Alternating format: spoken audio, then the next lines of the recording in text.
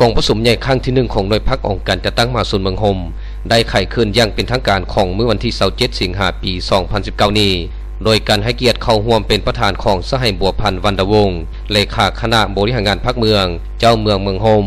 มีสหายนางมณีวรรณยาทอตู้กรรมการพรรคเมืองเลขาคณะหน่วยพรรคองค์การจัดตั้งมหาศูนย์มีบรรดาเลขาคณะหน่วยพรรคอ้อมค้างของเมืองและสมาชิกพรรคของหน่วยตูนเข้าร่วม25สหายหญิง8สหาย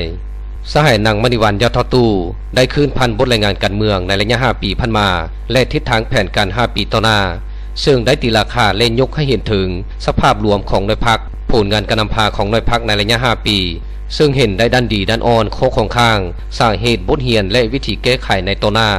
ผ่านการจัดตั้งปฏิบัติในระยะ5ปีผ่านมาเห็นว่าหน่วยพรรคองค์การจัดตั้งมหาศูนย์สามารถญาติได้ผลงานอันใหญ่หลวงเป็นต้นแมนการเป็นเสนาธิการทางการเมืองให้แก่คณะประจำพรรคเมืองเป็นเจ้าการในการศึกษาอบรมการเมืองแนวคิดนำเอาเอกสารสำคัญต่างๆของพรรคและแนวทางนโยบาย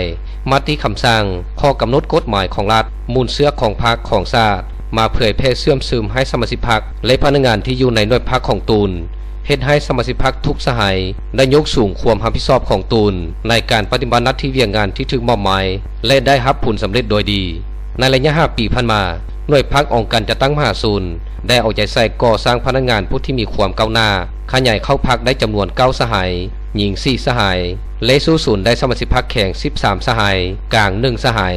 หลังจากนั้นผู้แทนกรมประชุมได้ประกอบคำคิดคำเห็นต่อกรมประชุมและเห็นดีเป็นเอกภาพห้ามห้องเอามติดำเนินกรมประชุมอย่างเป็นทางการกรมประชุมยังได้ป้อนบัตรเลือกตั้งคณะพรรคชุดใหม่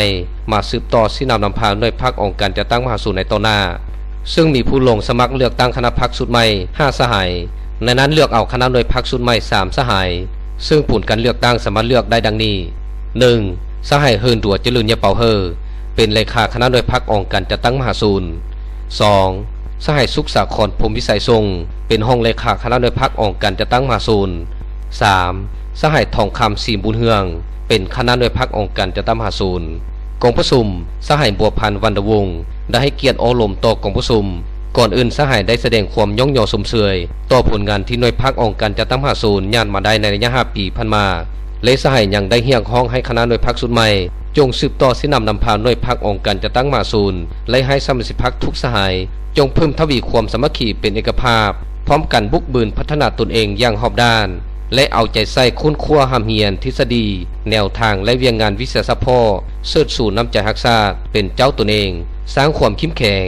เพิ่มทวีความรับผิดชอบเขาในการจัดตั้งปฏิบัติทิศทางแผนการที่กรมประชุมใหญ่ครั้งนี้ได้รับห้องเอาให้ได้รับผลดี